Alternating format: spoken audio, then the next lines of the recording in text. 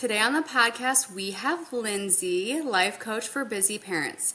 She helps support high achieving parents who are used to holding it all together for everyone else, and she helps them stop abandoning themselves, reconnect to their inner signals, and create a life that actually feels good to live. So today we want to talk about mental and emotional health for busy parents, because this is often the part of us that gets missed when we become parents. We lose sight of this and we want to be aware of it and bring it forward. So welcome, Lindsay. I'm so excited to have you on the podcast today. I am so excited to be here. Yes, welcome. All right, so tell us a little bit more in detail about what you do and how you help busy parents. To start, it's mainly life coaching, and I know that that sounds really broad, but within that, it really takes the client as the expert of their life. And as a life coach, how I practice my business is letting you take the lead and finding where it is that you want to go and maybe what is setting you back. Not so much as you have a problem, but just really uncovering the next steps for you and helping you through navigating all that's already happening and all that you want to achieve. And a lot of the times it's easy to forget about yourself, or you do get caught up in that emotional turmoil. So I've really began to branch life coaching with therapy. And as they are two separate things, I also have those two separate outlets. So just having that conversation of, okay, what might you need today? Is it an emotional block that we need to work through? That's more of like a therapeutic approach. And then, okay, I'm good to go. I'm just not sure how would be the coaching side of it. And a lot of times through my coaching sessions, we will do EFT tapping. I have a very long list of mental health workbooks that I also have on my digital storefront, which I love. And then I also offer here and there workshops seasonally, usually, and go through like different quarters and really pull out like highlights of the movement through the seasons and host workshops based around that.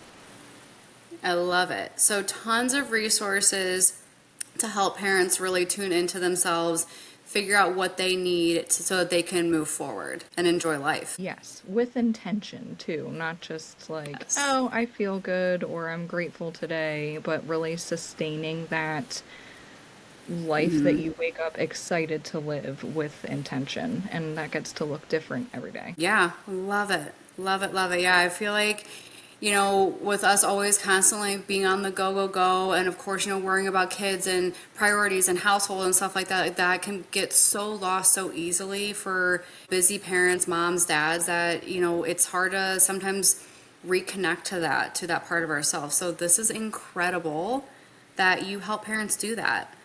So let me ask you, how did you get started in this kind of work? For a little bit of background, too, I am also a mom.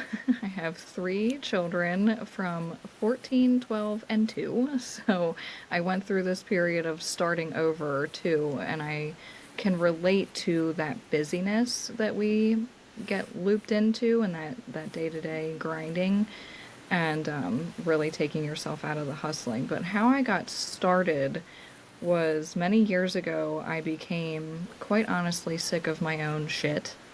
And I was like, okay, red flag to myself, right? I'm sick of always thinking so negatively. I'm sick of coming home after work completely drained and sleeping on the couch until dinner. Like I had just no time for anything, and that was with two pretty young children at the time. They were like 4 and 6.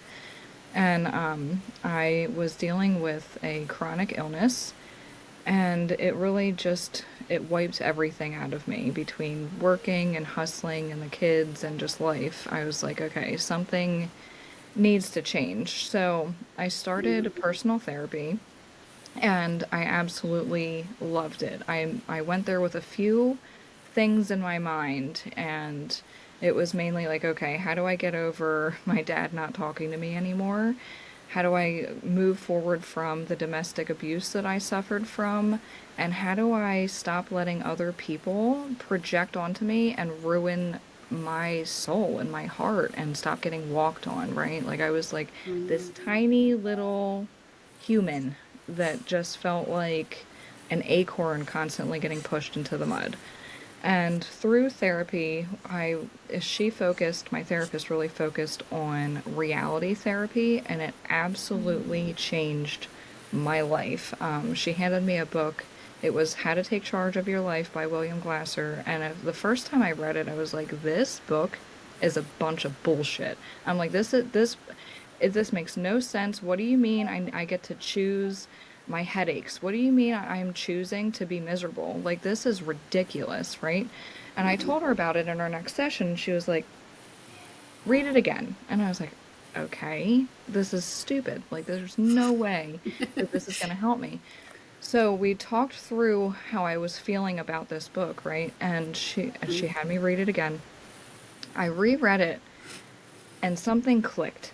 And I was like, this is changing my life. All of a sudden, I wasn't having headaches because I could see what was starting to happen was I felt like there was too much pressure so on me to perform, to do something, to be a certain way. So instead of allowing that pressure of, oh, I got to get this done, so I'm just going to choose to have a headache, right? So that little shift, I started seeing other patterns that I was living in, and I shifted everything in my life from my kids making me angry, I'm using air quotes, to actually enjoying time with my children and them not affecting me, right? So it was all learning the external and internal control, and it completely changed my life. So if you're sick of your own shit, I would first start with that book, How to Take Charge of Your Life by William Glasser. So I continued on making shifts and changes and huge moves in my life, and my therapist was like talking me through a couple things, and she goes, "You know, you're really made for like this work, to listen to people, to help them." And she was like, "Here's expert rating." She goes, "Go get your life coaching certification."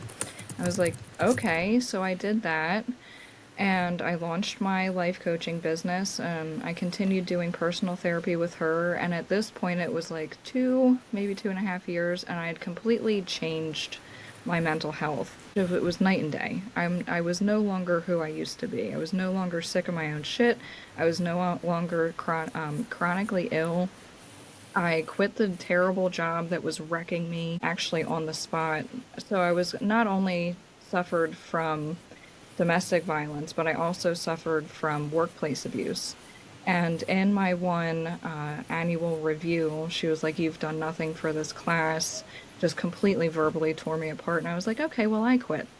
And she was like, completely blown away because I actually stood up for myself and I left. So I quit that job. I completely changed my life, and it all started with that freaking book. That's amazing. We'll have to make sure we link it in the show notes. That way people can get access to it because it sounds like an incredible read. I'm going to have to go read it myself. At first, you might think it's bullshit, but give it a couple tries, I promise you. Okay, love it. Continuing into my therapy, this is where it gets interesting. I started logging on, we were like maybe once a month meeting, and I would have a couple things that I'd want to talk about, but instead, I was actually counseling my counselor. And I was, it got to the point where she's like, "You need to go for your licensure. You are meant for this work. The way that you listen, the way that you understand, you're so full of empathy and just intuitive, like guidance. Like I always feel like you just hear me, and I don't even have to say that much."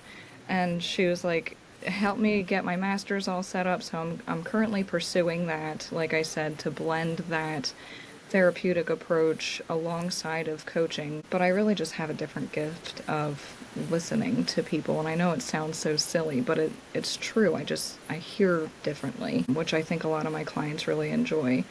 So yeah, that kind of brings me to where I am now, walking through all of the shit, all of the struggles, all of the why me? Why is this happening to me? And I just no longer think or feel that way. And it was all through doing that inner personal work that a lot of us are like either too afraid to start or too nervous to really step, because it really is a journey to step on that path and take that journey.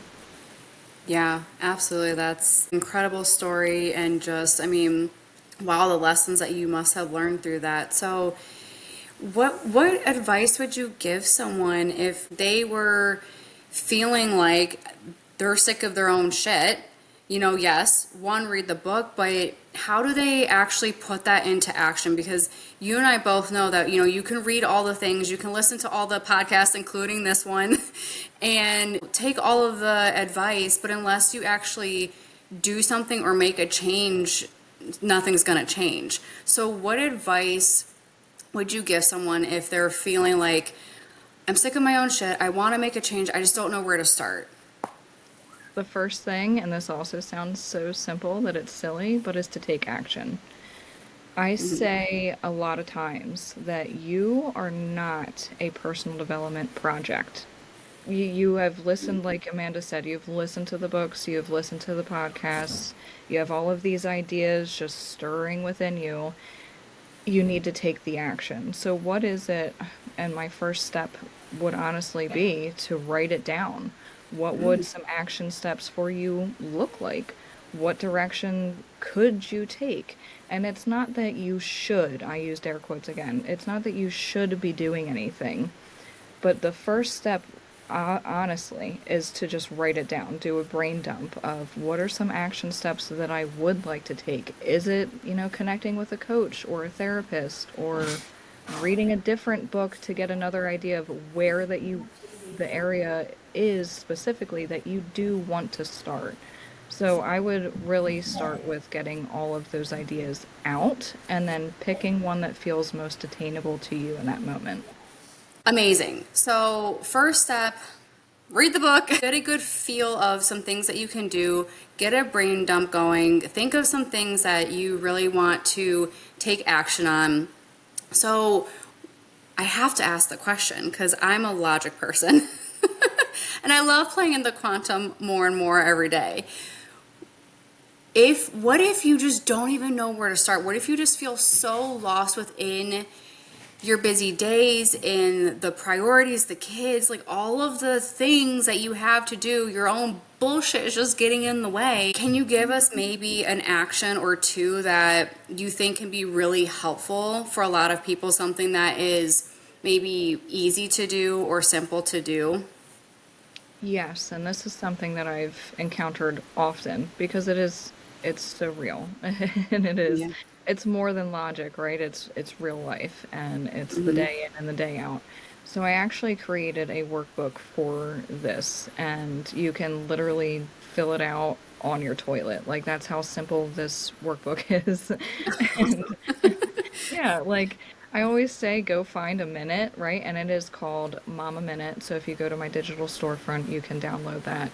And I love the way that I set up my workbooks is that it's a digital download, so you can keep it in your notes app, you can keep it however you want to store it on your phone, and reuse it as many times as you need to. But that one really pulls in a lot of prompts to just get you refocused on yourself because it is so easy to spiral and not know where to even start, like you said. So let me real quick actually pull up a couple of the prompts within the workbooks that I'll share with you. So give me 1 second. Yeah, amazing. We would love to hear more of this and just kind of get the, juices flowing as people are listening to this, as, parents, moms are tuning into this. We would love to just hear some quick tidbits, like see what comes up for us, see what lands. Yes, so not only would I love for you to go download your own copies so you can do this as many times as you feel you need to, but the workbook starts with the grounding practice, and this is not my own idea here. It's just the 5 things you can see, 4 things you can hear, 3 things you can touch, 2 things you can smell, 1 thing you can taste, and then my own addition to that is, again, taking that one action that you would like to take, whether that be as simple as washing your hands, brushing your teeth, changing your clothes. So that counts as an action. And those are little things that we often overlook as like, okay, well, I'm stuck. Okay, but do something for yourself real quick. What is the action that you need to do for yourself? Could it be washing your face, starting a load of laundry of your own stuff that you have been putting aside? Like literally just one action to really recenter yourself in that moment. And then I will share one other way, one other prompt that I have in the workbook, one page, is a little bit of organization, right? So I'll lead you through these prompts. What is your morning routine and do you enjoy it? What would your ideal day look like? What is your evening routine and do you enjoy it? And what is your least favorite part about your day? So that is just another page of the workbook that I would love to share with you guys here because it's also bringing, right, reconnecting to that intention of getting into your own head in a productive manner, not to do things, but to think about yourself in that way of productivity. Ooh, I just got goosebumps just listening to those prompts because it's so true. We, get so used to that grind, grind, grind, and just being in the busyness of our day, or how society has conditioned us to be always on the go and not living in intention anymore, and focusing on all the things. And so those are such beautiful questions to ask ourselves. Are we doing things that we actually enjoy? And maybe, just maybe, can we uncover something that one, we hate doing, and number two, isn't serving us? So I think that that's such a beautiful way to uncover that. I love that. I will be downloading this as soon as we are done.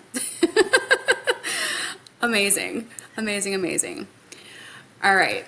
So, with this incredible work that you are doing, I would love to highlight a client story of yours. Tell us about one of the clients that you have or currently are working with and how you supported them through their struggles. Yes, I would love to. I had this in mind and it popped up when I was going through how I even started. And a lot of it began with a career counseling client that I had. And we were in the middle of a session and she started kind of going off from this career path, right? That was the whole reason we were in this session to begin with, was to discuss career counseling and what her goal was within her career. And it went from, okay, I'm so good at this, that, and the fifth, and I've been so good at this, and I don't want to change my job, but I want to feel like I'm as good as I truly am, right? So she was in this profession, and it was a profession that I have no idea anything about how it would even work. It was like some kind of tax book thing. I'm like, I don't even know. Numbers, get it away from me, right? She she was like the highest performer in her career in like 3 states or something crazy. Like she was already so high achieving and she's like, I just don't know why my pay isn't matching my worth. I feel like my worth is just like out the window. I don't know who I am. I wish that I could be who I used to be. Because there was something that had stopped for her in the midst of all of her success, which is another sneaky way that we lose ourselves as after we see so much success or our work is working and we're like, oh wait, I just like hopped up 6 levels. I don't know who I am anymore because looking down, I'm not that anymore. And through this, I gave her a couple prompts. I said, and I'll share the prompt with you here, which is a gift. I said, if you could go back to who you are missing, that version of yourself that you miss, what would she say to you and the version of who you are today? What is one lesson that the old version of you wants to give the new version of yourself? And take that lesson and bring it into who you are today because it is so easy, like you also said in the beginning, is we lose ourselves in not only the everyday life but parenthood. And it's something that we aren't really told about as we're getting into becoming a parent is that, like, okay, you're gonna not really realize who you are anymore in a couple months. And then that'll shift again in a couple years. And it happens over and over again. So it's so easy to look back at who you used to be, and maybe you see like a picture of you from a month ago or 2 years ago, and you're like, well, I don't really recognize her.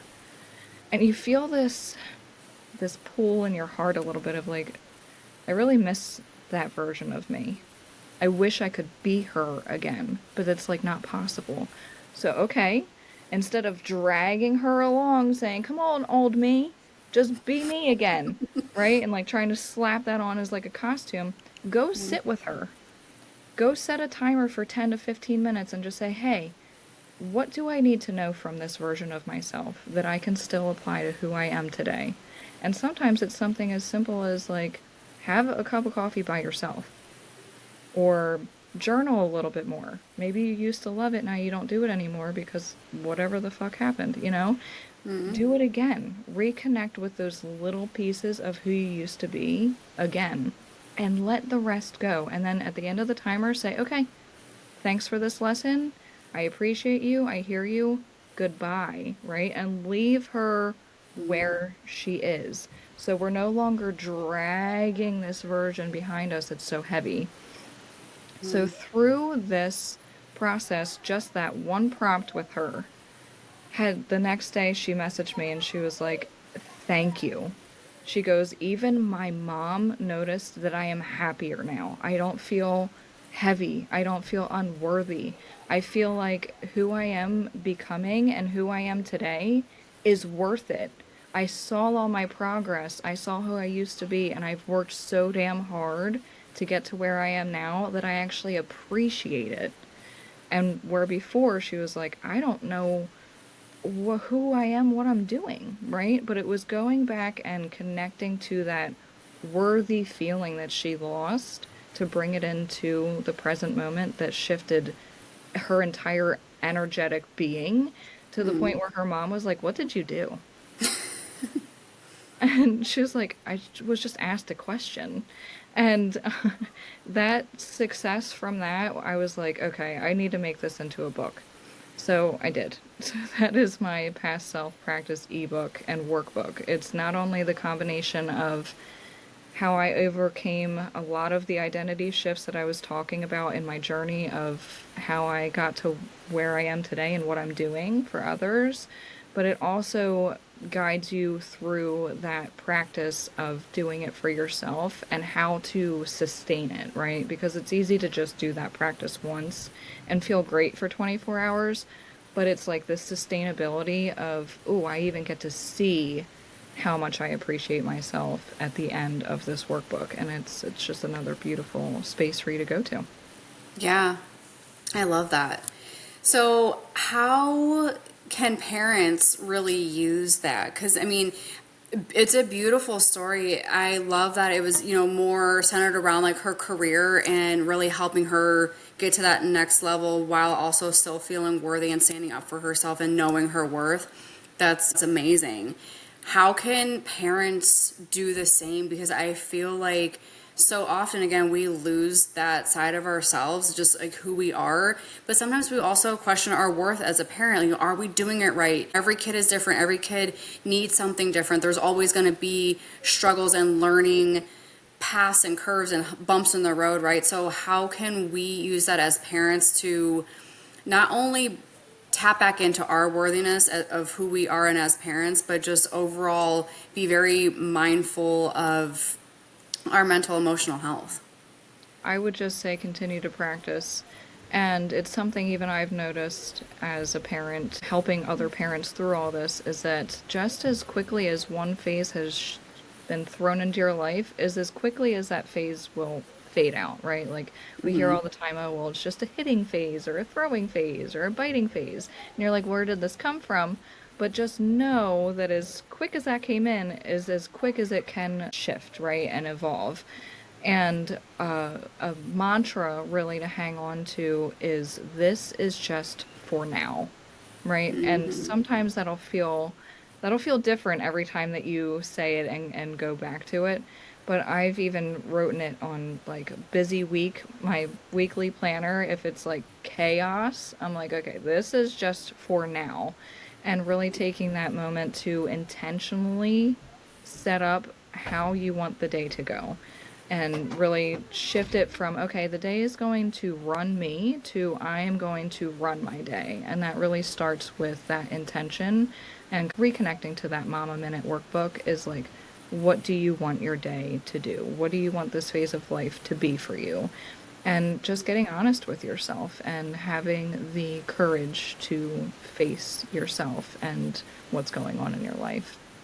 Yeah, really pulling in that empowerment for yourself, like you said, not letting your day run you, but running your day with intention, gratitude, and making it what you want, making it what's going to be beneficial for you and for your family. I love that. All right. So, as we're wrapping things up, can you share with us maybe your top 2 or 3 takeaways that you want listeners to walk away with today?